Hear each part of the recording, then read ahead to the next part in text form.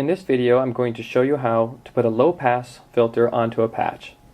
I'm also going to show you how to change its cutoff frequency and its amount of resonance. And I'm going to show you how to assign it to something that can change it dynamically, change it in real time. So we're going to assign it, for instance, the cutoff frequency to a modulation wheel so that we can use our hands in real time to control where that cutoff is and pull it up and down through the frequency spectrum. This has the effect of changing how much frequency can go through our output, how much frequency will actually end up hearing. If we set the cutoff frequency really low, then only a little bit of frequency in the lowest sounds can pass through. If we set it really high, well then everything underneath that can pass through. So a lot will be able to pass through. That'll have an effect of making it go from a very crisp and upfront sound to having a kind of subdued background warbling sound. The particular point at which we decide what can go through and what cannot, that cutoff frequency, that particular point can be emphasized. What we can do is we can take a little bit of that information and stick it back into itself and then turn up the volume. We can make it resonate, in other words. So we're going to use a bit of resonance, adding a resonant filter onto it, so that we can hear exactly where the frequency is being cut off. Okay, now we have changed this middle section to put a 4-pole low-pass filter on it.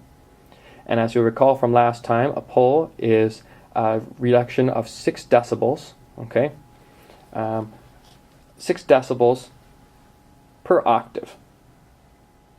Even before that, we talked about dynamics, and we talked about how every time we added 6 decibels, we double the volume.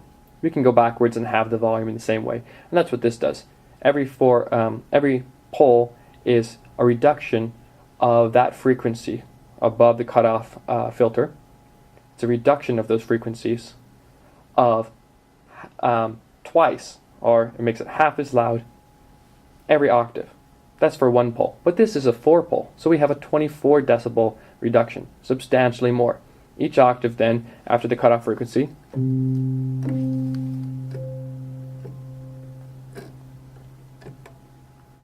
there's less and less loudness for the frequencies after the cutoff frequency. Now we don't exactly stop all the high frequencies. We just decrease the frequencies higher than the cutoff frequency by a substantial amount, by 24 decibels each octave. So now that we understand that, we're going to take this cutoff frequency and we're going to assign it to something. I'm going to hit the edit button. And what I'm going to do is, first I'm looking at this, 262 hertz. That's pretty good, that's pretty low. That cuts out a lot of the sound space. Okay?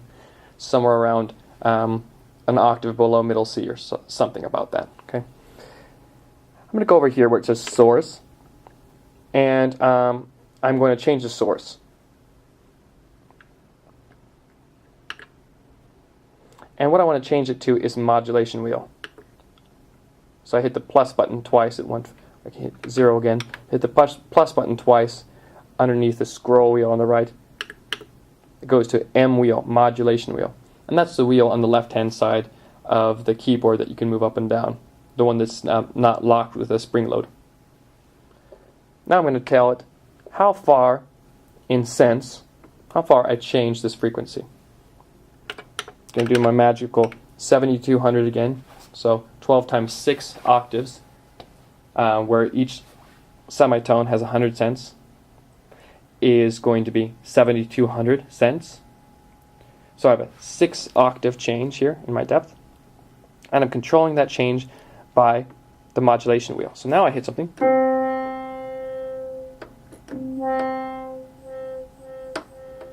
Hit it up and down.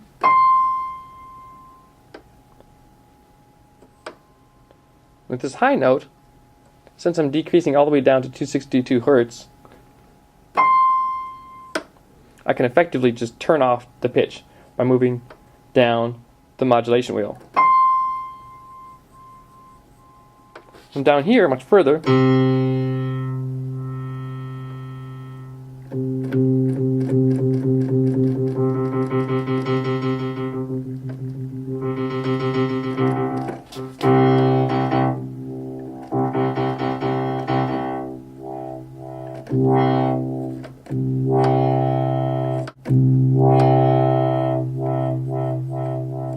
through kind of fast, sounds like a wah-wah pedal. Okay, and if you pull it all the way down, you have this really dull sound. As you pull it up, the harmonics are allowed to pass through that filter, and you can hear the whole extent of the sound. So even this very low sound